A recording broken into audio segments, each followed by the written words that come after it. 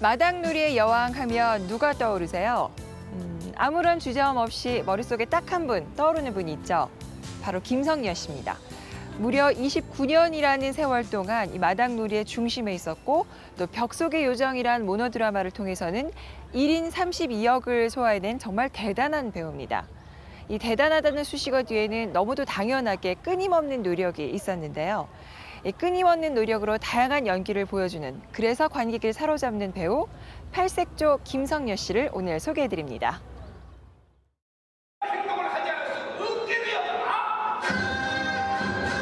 마당놀이의 여왕 김성녀. 강산이 3번 변하는 동안 그녀는 변함없이 마당놀이의 중심에서 관객을 웃고 울렸다.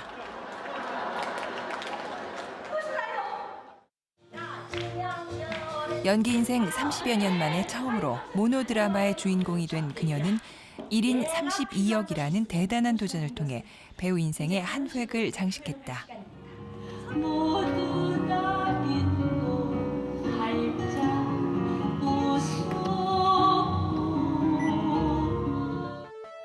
예능 집안에서 맏딸로 태어난 김성녀. 그녀에게 배우는 운명이었다. 그녀만의 색깔이 묻어나는 다양한 작품을 통해 관객과 호흡해온 팔색조 배우 김성녀.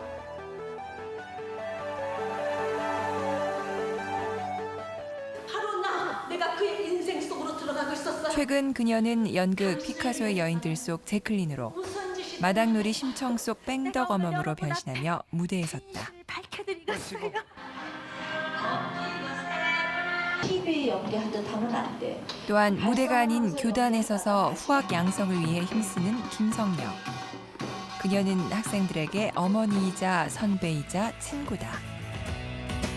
열려춘향 난대로다 오사장. 생을 마감하는 순간까지 무대 위에서 드라마틱하고 역동적인 삶을 살고 싶은 배우 김성녀. 도끼도 없이 뭐라고 하든 그 사람 옆에 꼭. 그녀와의 만남이 지금부터 시작된다.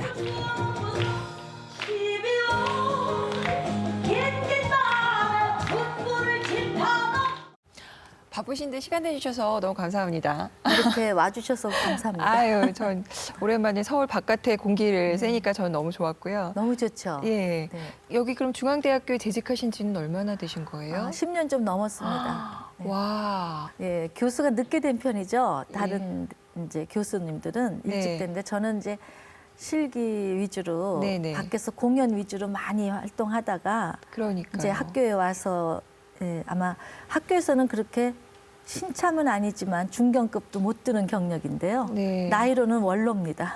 근데 그 10년 학교 재직하시면서도 네. 꾸준히 작품 활동은 계속 같이 하셨잖아요. 저 TV만 이제 못하고 예, 예. 여기 와서는 그 이제 연극 공연은 아무래도 아. 저녁 때 연습이 가능하니까요. 예. 지금 최근에 했던 작품 활동은 어떤 것들이? 제가 4월 달에 그 피카소의 여인들이라는 그 서울 연극제 개막작으로 그 피카소의 그 많은 여자들 중에 제일 마지막 그 피카소의 임정을 지켰던 제클린 로크라는 역으로 지금 4월 달을 보냈습니다. 근데 이제 선생님 하면 이제 딱 마당놀이가 제일 먼저 떠올라요. 네. 마당놀이 하신 지가 마당놀이는 거의 지금 강산이 그러니까 3번 변했죠. 예. 30년, 올해가 만 29년째니까요.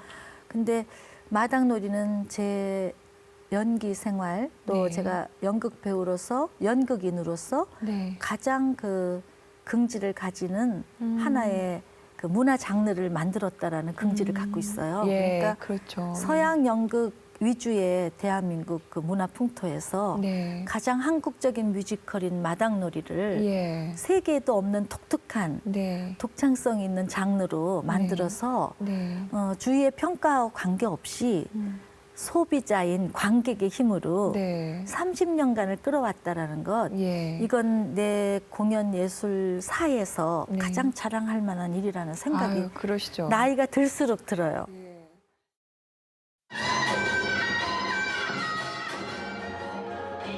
평안도 월경촌에 사는 옥녀는 용모와 자색이 천하절색이기로 유명했다. 그러나 사주팔자에 상부살과 청상살이 겹겹이 쌓인 옥녀는 기구한 팔자대로 까투리가 콩 주워 먹듯 서방을 잃는다. 서방뿐 아니라 옥녀의 색을 탐한 남자는 모두 황천길로 떠나니 분개한 동네 아낙네들은 옥녀를 마을에서 쫓아낼 작당을 하는데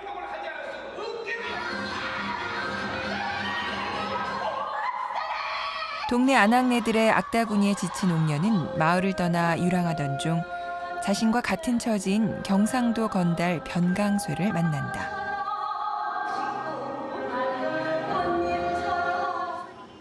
둘은 서로가 천생연분임을 느껴 도방살이에 오르게 되는데 마당놀이 변강쇠는 변강쇠와 옥녀라는 두 인물을 통해 익살스럽게 성을 그리면서 삶과 인간에 대한 끈끈한 애정과 희망을 보여준다. 옥녀가 된 김성녀는 구수한 입담을 자랑하며 관객과 소통하고 남녀노소 모두를 끌어들이는 흡인력을 자랑하며 마당놀이의 대가다운 면모를 과시한다.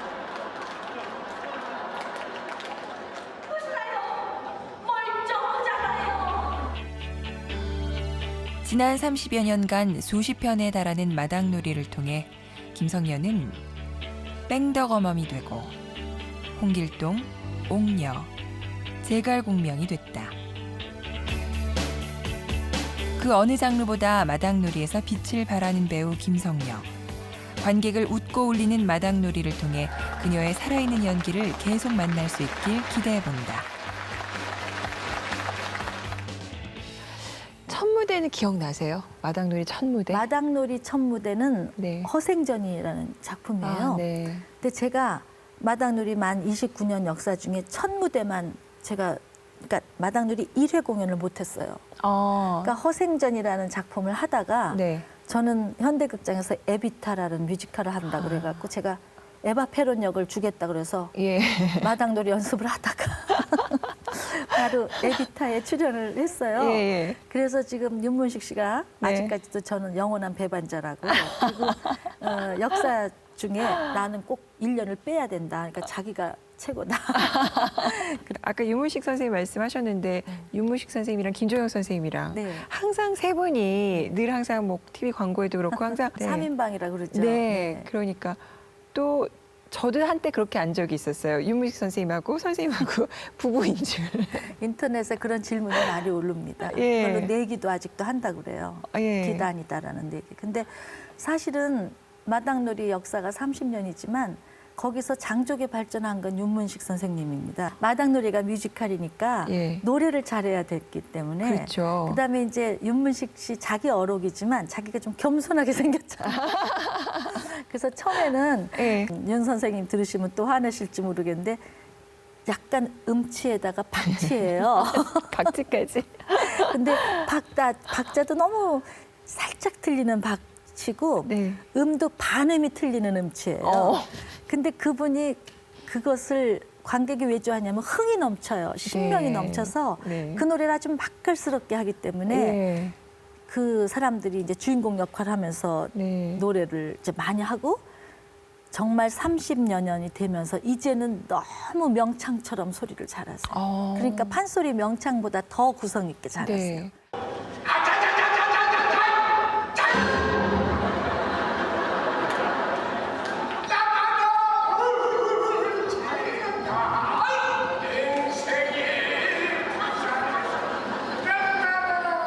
김종혁 선생님은 어떠세요? 김정엽 선생은 그러니까 마당놀이 3인방인데 네. 그분은 이 판소리를 오바탕을 거친 일키신 전통 이 음악을 아주 익히신 분인데다가 또 전통 연희 봉산탈춤의 문화재급이에요. 네. 가장 그 마당놀이 힘을 실어주는 배우거든요. 그러니까 재미와 그 맛을 알려주는 게 윤문식 선생이라면 네. 그 전통 연희로 마당놀이를 마당놀이답게 만드는 그런 그 배우로서는 김종엽 선생이 기네스북에 오를 정도로 한 장르를 3명의 장인이 네. 계속했다라는 것. 그다음에 몇천 회의 공연. 네. 그다음에 몇십 년을 똑같은 멤버. 마당놀이를 위해서는 아마 생명까지 바칠 수 있는 그런 마당놀이를 사랑하는 쟁이들입니다. 네. 요즘은 외국인들도 많이 보잖아요. 외국 사람은 가장 한국적인 연극이다. 네. 살아 숨쉬는 연극을 처음 봤다. 왜냐하면 자기네들은 없는 장르니까요. 네. 그렇게 얘기하는데 아이러니하게 우리 서민들 그거 좋아하시는 분들 외에 그 서구 문화만 예술이라고 편견을 가지신 분들이 네. 숫자가 많아요. 그래서 어. 우리 것은 뮤지컬에도 못 들어가고 연극에도 못 들어가고 독도처럼 울릉도처럼 요새 서서히 이제 공연 장르로 우리 것을 인정하는 풍토가 이제 서서히 30년 만에 생깁니다. 되게 부러운 것이요. 마당놀이는 하시면서도 너무 즐거우실 것 같아요. 일을 한다는 느낌보다 그냥 즐긴다는 느낌을 가지시면서 할 수 있을 것 같은데. 아, 그러니까 즐겁게 남을 즐겁게 하기 위해서는 얼마나 많은 고통이 따르는지 몰라요. 그러니까 이 즐겁게 연기도 비극을 10년 한 후에 희극을 하라는 말이 있거든요. 남을 재밌게 즐겁게 한다는 건 굉장히 타고난 재능이 있어야 돼요. 아, 그런 것 같아요. 그리고 또 특히 공연으로 그리고 네. 이 극장처럼 이렇게 집중하는 공연이 아닌 네. 체육관에서 수천 명의 관객을 몰입시키려면은 아. 배우술이 대단해야 돼요. 몇 초만 조금 지루하게 하면 몇천 명이 흐트러져 버려요. 그러니까 계속 재미를 줘야 되고 거기에다 소리 장도라고 웃음 속에 비수도 줘야 되고 풍자해약 또 이 시기에 이런 작품은 왜 하는가라는 그런 메시지까지 줘야 돼서 네. 관객들이 수준에 따라서 이어령 비어령으로 네. 그냥 이렇게 아이들은 아이들대로 즐겁고 네. 노인들은 노인대로 즐겁고 어째서 이 뺑덕이네만 천하의 못된 년으로 만들어놨냐 이거요요. 내가 오늘 여러분 앞에 진실을 밝혀드리겠어요. 30년 마당놀이의 전설이라 불리는 배우 김성녀. 늦은 나이 그녀에게 또 다른 도전과 설레임이 있었다. 근데 그동안 공연하신 작품이 그러면 작품 수는 저는 100편도 훨씬 넘고요. 제 그 이력을 보면 번역극도 많이 했고 예. 셰익스피어 작품부터 뮤지컬, 네. 실험극, 창극, 영화 뭐 온갖 장르의 작품을 다 해봤거든요. 네. 그래서 그거의 하나의 결과로 벽 속의 요정이라는 그 제 모노드라마를 5년 전에 만들었어요. 네. 그래서 거기에는 32인을 예. 표출하는 그런 작품을 했었던 게 깜짝 놀랐어요. 어떻게 1인 32역이 가능하지? 홍길동, 이도령, 제갈공명까지 남자 역할을 했었고요. 네. 에비타의 대통령 부인부터 마약 중독자 역할까지 해봤고 예. 또 신청이는 못 해봤어요. 커서. 네. 춘향이, 월매 그리고 뺑덕어멈까지 네네네. 하여튼 온갖 다양한 역할을 다 해서 그게 아마 벽 속의 요정에서는 퍼즐처럼 만들어지지 않았나. 근데 모노드라마를 선택하실 때 특별한 이유가 있으셨나요? 제가 이제 개인적인 그 욕심은 네. 배우가 제가 30년간을 연극을 했어도 내 이름을 걸고 모노드라마를 할 때 그 배우는 얼른 사람들한테 각인이 돼요. 그렇죠. 그러니까 누구의 뭐 이렇게 자기 브랜드화 시키듯이 네네. 다른 배우들에 비해서 모노드라마가 굉장히 늦었죠. 저는 송승환 씨가 네. 그 5년 전에 네. 그 극장에서 여배우 시리즈 해가지고 네. 대한민국을 대표하는 여자 배우 6명 이렇게 예. 뽑아서 모노드라마 형식으로 2달씩 이렇게 1년 내에 이렇게 한 그런 그 기획을 했었어요. 그래서 예. 저한테 하지 않겠냐 그래서 너무 고맙다고. 처음으로 김성녀의 벽 속의 요정이란 제 이름을 건 제 작품이 네. 5년 전에 탄생한 거예요. 근데 그때도 지금 50 중반에서 한 거죠. 제가 지금 나이가 인생은 60부터 이제 인생이 시작되는 나이입니다. 그러니까 5년 전에 네. 다 남들은 이렇게 진다고 생각하는 나이에 저는 시작을 했어요. 그때 이제 벽 속의 요정이 굉장히 칭찬을 많이 받고 그 해에 상을 다 휩쓸었어요. 그러면서 모노드라마는 이 나이에 해야 된다라는 정석이 생겼어요. 노래하시지 않으셨습니다. 1950년대 말 아이는 벽 속에서 누군가의 소리를 듣는다. 귀에 익은 노랫소리였어요. 내가 너무 노래를 아버지 없이 행상을 하는 어머니와 살던 아이는 벽 속에 요정이 있다고 믿게 되고 그 요정과 둘도 없는 친구가 된다. 알았어. 시키는 대로 할 거예요. 근데 다음에 옛날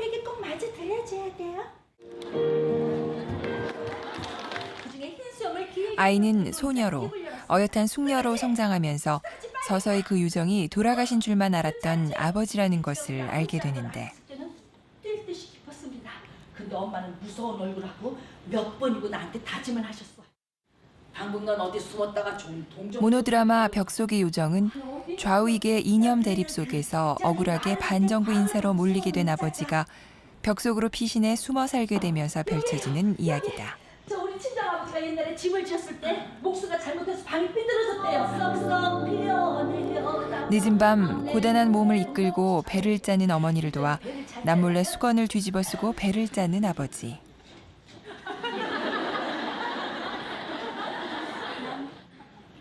세월이 흘러 숙녀로 성장한 딸은 결혼식 직전 아버지가 짜준 배로 만든 웨딩드레스를 입고 갈라진 벽 틈 사이로 자신의 모습을 아버지에게 보여준다. 당신이 짜준 모시로 만든 옷을 입고 결혼식을 올리러 갑니다. 기뻐해 주시는 거죠? 2005년 배우 김성녀는 모노드라마 벽 속의 요정을 통해 관객과 언론의 극찬을 받았다. 50여 년의 세월을 배경으로 2시간 30분 동안 홀로 32역을 해내는 배우 김성녀. 우리는 그녀를 진정한 배우라 부른다. 정말 좋은 배우는 인간의 마음을 감동시키고 희망을 준다. 또 배우는 삶의 존재 가치를 알려주는 제사장일 수도 있고 무당, 목사, 그리고 스님일 수도 있다. 사람의 마음을 다스리고 문제점을 풀어주고 구원해주는 역할을 할 수 있는 것이 배우다. 보통 이제 연기를 하면 그 역할에 동화된다, 빠져든다라고 하잖아요. 네. 근데 2시간 반 동안 32인의 캐릭터를 연기를 하려면 그게 딱 바뀌는 그 순간순간 그 캐릭터 몰입이 쉽지 네. 않으시지 않아요? 그러니까 어느 한 역할을 굉장히 깊숙이 굵게 잘하는 배우가 있고 네. 또 이렇게 변신을 잘하는 배우, 이제 배우마다 특성이 있잖아요. 근데 네. 저 같은 경우는 변신이 그렇게 어렵지 않아요, 저한테는. 아. 근데 뭐가 어렵냐면 그 변신이 잔재주로 보일까 봐. 어떤 관객이 5년 동안에 여러 가지 평도 들었지만 카텐콜에 32명이 나와서 카텐콜을 할 것 같다라는 착각이 들었다라는 건 그 배역들이 다 살았다는 얘기거든요. 그게 저한테는 최고의 칭찬이었어요. 이 작품만 오면 저는 굉장히 그 긴장을 하게 되고 또 마치 금메달 따는 그 선수의 마음처럼 올인하게 되는 게 바로 이 작품이에요. 그럼 수많은 그런 공연들도 그런 공연 장소 다 이렇게 하시면서 다양한 관객도 보셨잖아요. 네네. 혹시 그러면 기억에 남는 에피소드가 있을까요? 예전에 그 관객들은 장문의 편지를 막 쓴 뭐 이렇게 두루마리처럼 계속 편지를 이렇게 툭툭 뭐 암행어사 글 읽듯이 이렇게 하는 장문의 편지를 썼던 관객이 기억이 나고요. 또 이제 대를 이어서 아이였다가 엄마 손에 이끌려 왔던 아이였다가 다시 자기가 엄마가 돼서 아이를 데리고 마당놀이를 네. 보러 오는 관객이 매년 이렇게 사인을 받아서 모으는 관객이 최근에 제가 벽 속의 요정이라는 작품을 하고 네. 그 연극을 어떤 그 팬이 네. 저를 위해서 블로그를 만든 관객이 있어요. 그래서 네이버에 김성녀의 미학, 여배우 김성녀의 미학이란 그 블로그를 운영한 관객이 있어요. 아니 팬인데 예, 예. 제가 들어가 보고 깜짝 놀랐어요. 저의 온갖 자료부터 가족, 예. 뭐 평, 온갖 것들을 와. 몇천 점의 자료를 거기다 다 모아놨어요. 예. 그래서 감동받으셨겠어요. 감동이었어요. 예. 저는 무대에서 살다 죽어도 보람 있구나라는 네. 생각을 해서 저는 그 관객한테 어떤 보답을 해야 되나 싶어갖고 고마워서 제가 네. 퀼티브를 정말 정성 들여서 색깔 맞춰가지고 예. 선물했어요. 그러면서 이제 끈끈하게 지금도 제 작품은 다 보러 다닌 그 관객이 저한테 최근에는 가장 잊혀지지 않고 고마운 관객으로 남아있어요. 그래도 아직 하고 싶은 역할이나 연기 뭐 캐릭터가 있으세요? 지금은 어떤 역할을 하고 싶다는 없어요. 근데 앞으로 저한테 주어지는 역할을 어떻게 깊숙이 더 완성도를 위해서 가느냐가 제 그 앞으로 목표거든요.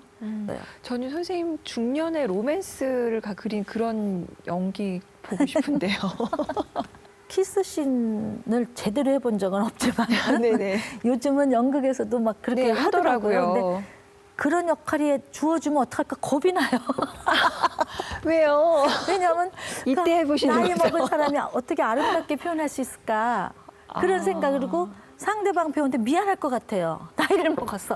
그러니까 혹시- 쓸데없는 걱정인데 그래서 못할 것 같아요. 그래서 될 얘기 다 하네 나. 6.25 전쟁 당시 소백산맥의 촌락은 가상의 마을 콘스탄자로 옮겨진다.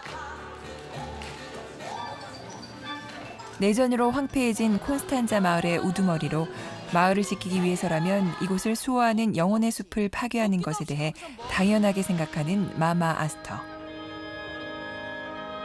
말하고 있잖아. 너한테 말하고 있잖아. 희망은 있다고. 언제나 희망은 있는 거라고. 만약 나 듣지도 못하잖아. 난 알아들을 수 없어. 단 한마디도. 아마 늙어 죽을 때까지. 사범석의 희곡 산불을 원작으로 한 뮤지컬 댄싱 섀도우는 전쟁 중 이데올로기의 갈등보다는 파괴되는 인간성에 초점을 맞추고 전쟁의 허무함을 강조하는데 배우 김성년은 뮤지컬을 통해 풍부한 성량과 안정된 연기를 보여주며 그녀만의 카리스마를 뽐냈다. 뼈와 살이 네 안에서 자라고 있어. 난 내일 아침 그가 이랬던 25세의 이혼녀 제클린은 1953년 72세의 피카소를 만난다. 그녀는 당대 최고의 명성을 누리던 피카소를 필사적으로 유혹해 비밀 결혼식을 올리고 헌신적인 사랑을 바치는데 바로 나. 내가 그의 인생 속으로 들어가고 있었어요. 당신은 나의 주인님이자 신이에요. 당신을 위해서라면 무슨 짓이든 하겠어요. 내가 좀 똑똑했어요. 최근작 피카소의 여인들에서 김성년은 제클린을 연기했다. 다른 친구들을 내가 다 돌려보냈다고 불평을 하고 아랫도리가 시키는 대로 한다는 것을 그녀에게 할애된 20분의 모놀로그 형식의 동무대에서 피카소와의 사랑과 삶에 대해 진실되고 거침없는 이야기를 털어놓으며 철저히 피카소의 여인 제클린이 되었다. 사람이 정말 날 필요로 할 때 함께 살 수도 있겠죠. 한편 영화 춘향전의 월매 역할뿐만 아니라 다른 영화에서도 감초 역할을 톡톡히 해낸 그녀. 지고 가게. 주연이든 조연이든 그녀에게는 맡겨진 역할이 중요할 뿐이다. 탄탄한 연기력을 바탕으로 마당놀이와 연극, 뮤지컬, 영화 속을 종횡무진하는 그녀가 아름답다. 근데 제가 몇 년 전에 뮤지컬 무대에서 전 뵀거든요. 댄싱 섀도우. 예예예. 네. 그러니까 뮤지컬도 많이 하셨죠?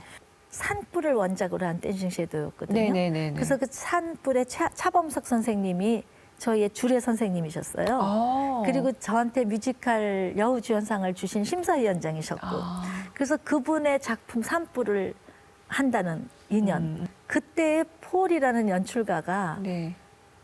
그때 저한테 모노드라마 벽속의 요정 얘기를 듣고 네. 피카소의 여인들이라는 모노드라마를 하자. 어. 이래서 이제 그게 몇 년 만에 올해 지금 피카소의 여인들 그 사람의 연출로 또 있습니다. 그래서 이렇게 배우와 작가와 작품은 꼭 인연으로 만나는 것 같아요.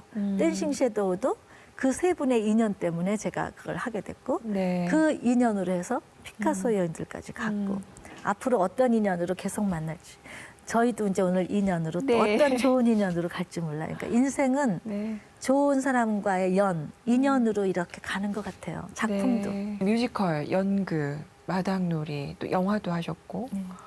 영화는 제가 춘향전, 임건택 네네. 감독의 춘향전에 네네. 월매로 나와서 또 춘사영화제 여우조연상 네네, 받았었거든요. 그러셨죠. 내 딸 어린 춘향이가 얼굴이 밉든가 언어가 불쑥든가 잡스럽고 횡하든가 남만큼 좀 살라느라 한 말씀 들었고 아들 낳기를 원치 마. 저는 연극만이 최고의 예술이라고 생각했던 네. 그런 그 근시안적인 안목이 있었는데 네. 영화를 하면서도 진짜 영화 하시는 분들이 목숨 걸고 올인하는 걸 봤어요. 그 조명하시는 분들 막 뛰어다니고 한 장면을 위해서 음향하시는 분들 비가 오나 스태프들 고생하는 게 정말 대단하게 와닿았어요. 그래서 아 연극만 정신으로 하는 게 아니라 영화도 마찬가지다. 그래서 그때 제가 이 잘못된 그리고 이 안목이 좀 넓어졌다. 그리고 이렇게 이런 어려운 일을 하시는 분들이 처음 연극 영화를 하는 사람한테 상을 주셔서 너무 감사하다라는 인사말 한 기억이 납니다. 네, 너무도 사실은 자연스러웠을 것 같아요. 계속 이제 그 마당놀이를 통해서 이제 월매의 모습도 계속 네네. 보았는데 그게 이제 스크린에서의 모습이니까 또 다른 장르에서 뵙지만 그래도 한편으로는 너무 자연스럽고 친근하고 그렇게 느껴졌을 거라는 생각이 아, 들거든요. 그리고 거기에서 또 소리를 하는 판소리 하는 그 영화였기 때문에 네. 제가 소리를 직접 하면서 월매를 했기 때문에요. 네. 왜냐하면 춘향이는 더빙을 해야 됐고 네네. 또 뭐 이런 것 때문에 아무래도 제가 자연스러울 수 있었겠죠. 또 우리 고전이고 춘향전은 제가 춘향이 역할을 했었고 무대에서는 네. 또 마당놀이에서는 이도령 역할을 했었고 네. 영화에서는 월매를 했습니다. 그래서 춘향전에 그 주연인 세 역할을 네. 한 사람이 한 건 아마 저뿐이 없을 거라는 생각이 들어요. 그렇겠네요.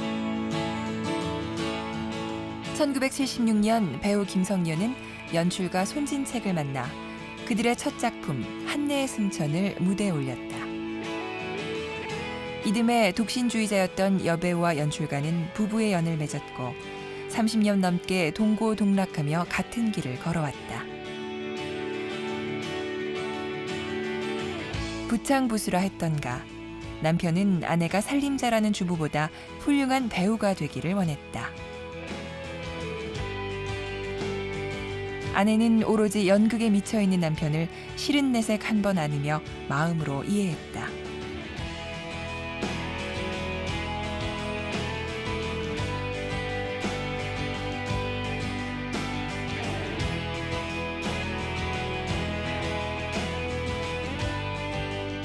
연출가였던 아버지와 국극 배우였던 어머니의 끼와 재능이 김성녀뿐만 아니라 그녀의 동생들에게도 이어졌듯이 김성녀, 손진책 부부의 딸 손지원도 배우가 됐다.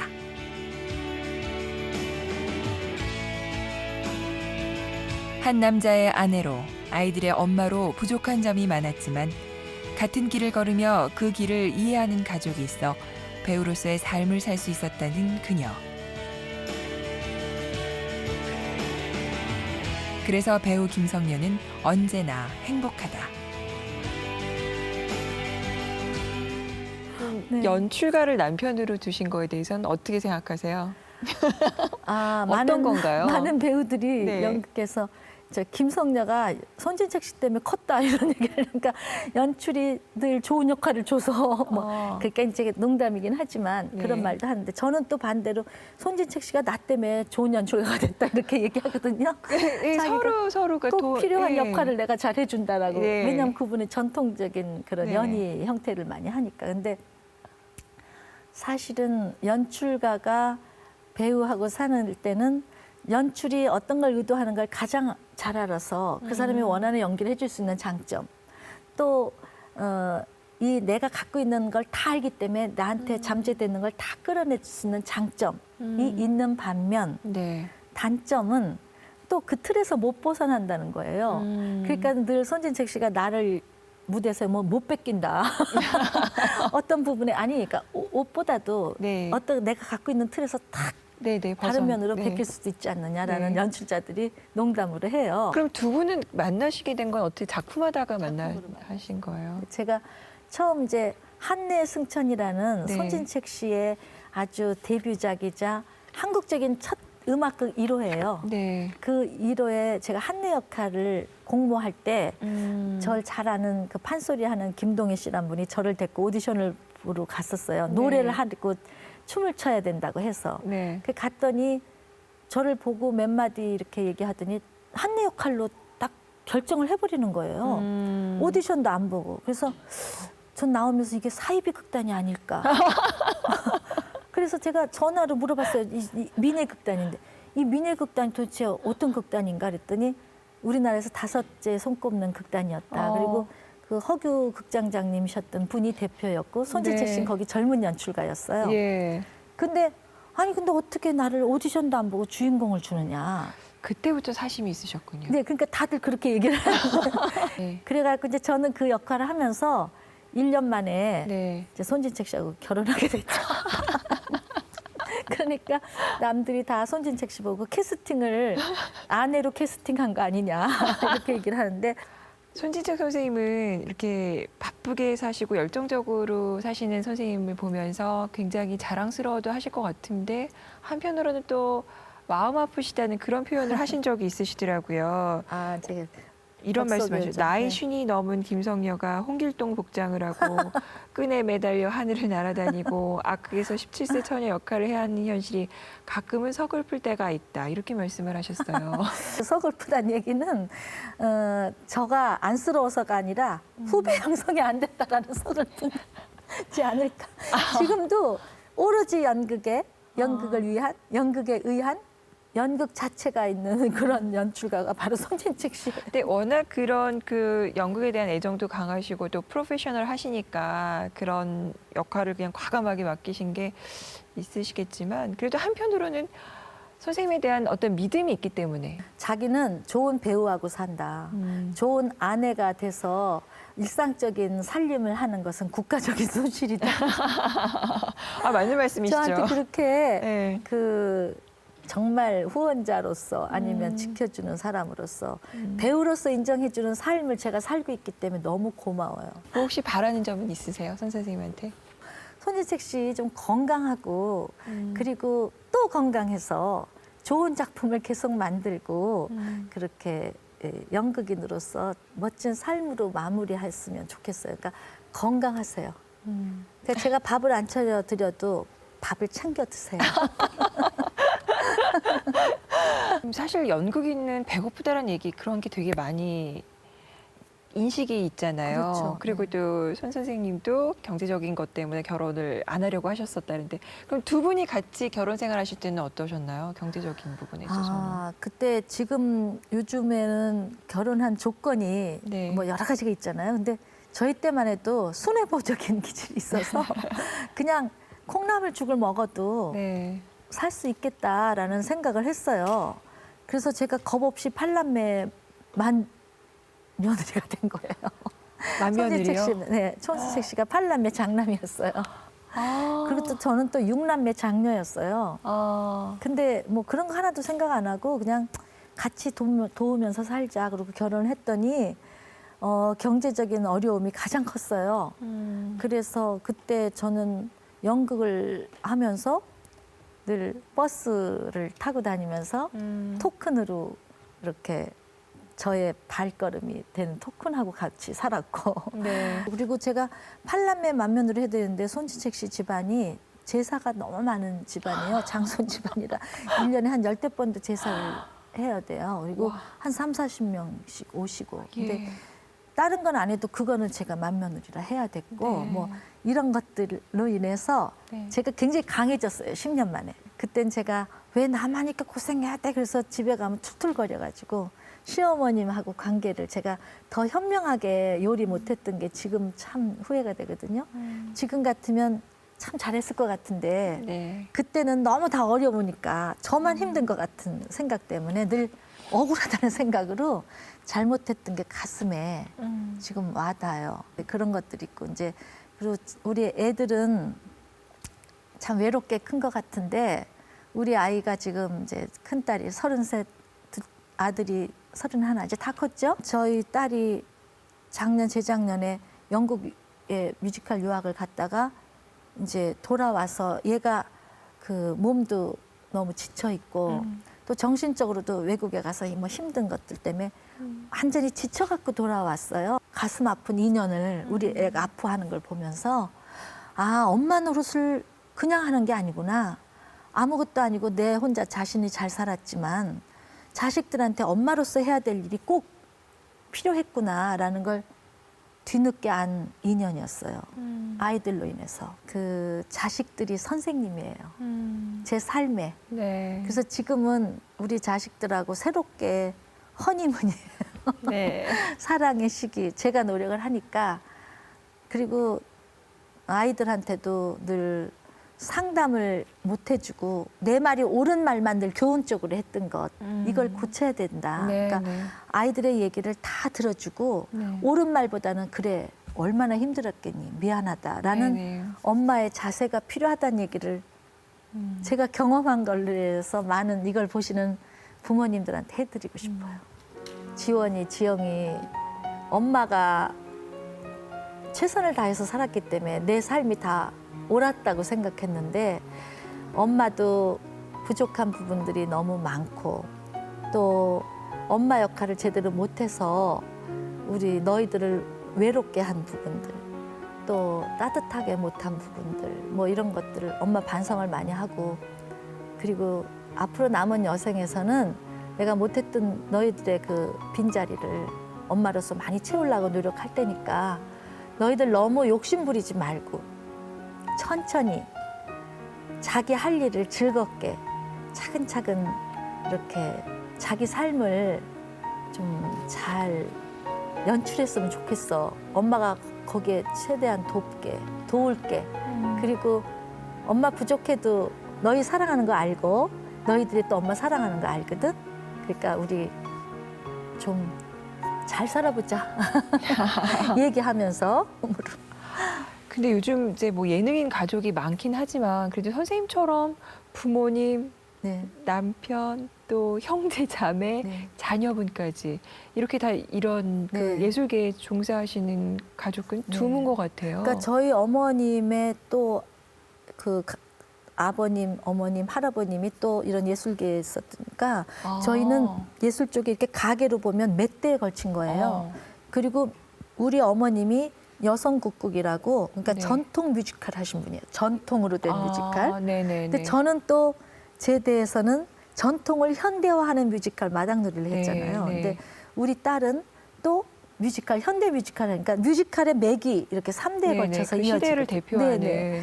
그러니까 아마 이 가게가 계속 우리 지원이가 우리 딸이 또 연출가를 만나서 그 딸이 또 어떻게 가고 와서 몇 대를 가면 아마 세계적인 인물이 나오잖아요. 정말 예술 명문가가 네. 지금도 그러시지만 그거를 예. 기대해봐야 되겠죠. 지금 여동생 두 분은 네. 한 분은 판소리 명창이시고 네. 해금 연주자시고 네, 네. 또 남동생은 뮤지컬 배우시고 또 막내는 지금 이제 네. 한양대 교수로 또 아. 재직하고 있습니다. 해금 연주자로요. 네. 그러니까 뭐 잘된 예, 동생들도 다들 잘 있고 뭐 되셔서요. 또 지 마음에 부족하게 생각하는 동생들도 있죠. 네. 더 성취를 하고 싶은 욕망이 네. 있는 동생들한테는 자기 부분들이 미흡하게 생각하는 그 과정이니까. 나중에 그 가족들이 다 한번 한 무대에서 모이실 그럴 계획이나 생각은 저는 이제 없으신가요? 저희는 연출부터 네. 배우, 뮤지컬 기획까지 뭐 다 할 수 있는 그 가족이 있기 때문에 아마 일주일 동안 매일 다른 공연을 계속 할 수 있는 그러니까 식구끼리 다 해먹을 수 있는 그런 가족이 구성돼 있습니다. 예, 그러니까 한번 그런 의미도 있을 것 같고요. 보고 싶어 하시는 네. 관객이나 팬들도 있으실 것 네, 같아서요. 그러니까 이제 뭐 옛날에는 가족들이 모여서 공연도 많이 했는데 네. 아마 제가 이제 더 나이 먹으면서 아마 그런 가족들이 만드는 공연도 한번 기획하게 되지 않을까. 네. 그거는 이제 나중에 정리를 하는 단계에서 되지 않을까.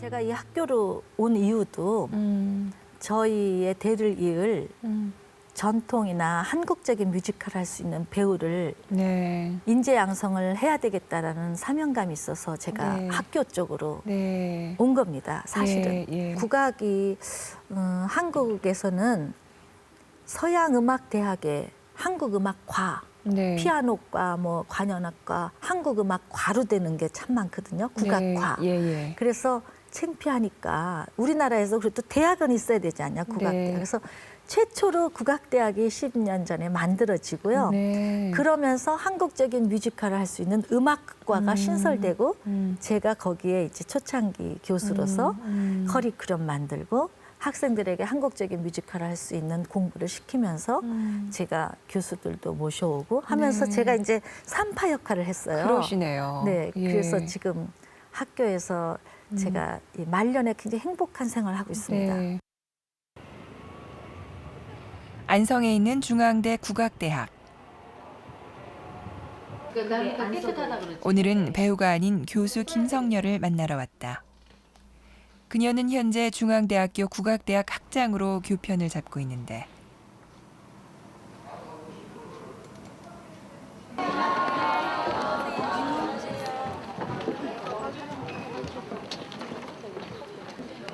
이건 발표 수업이라 그래서요.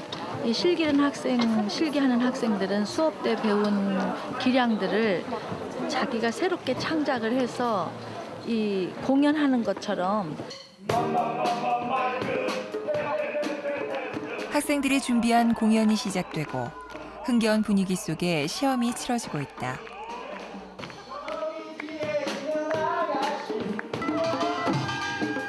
학생들은 저마다의 다재다능한 끼와 열정을 최대한 발휘하고 있다.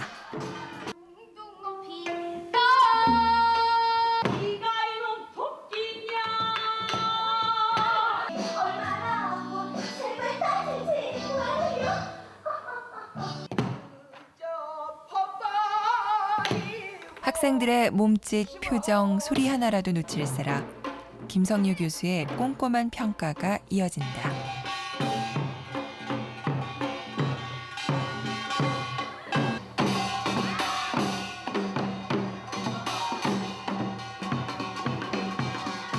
그래도 신명나는 소리에 절로 흥을 주체하지 못하는 그녀.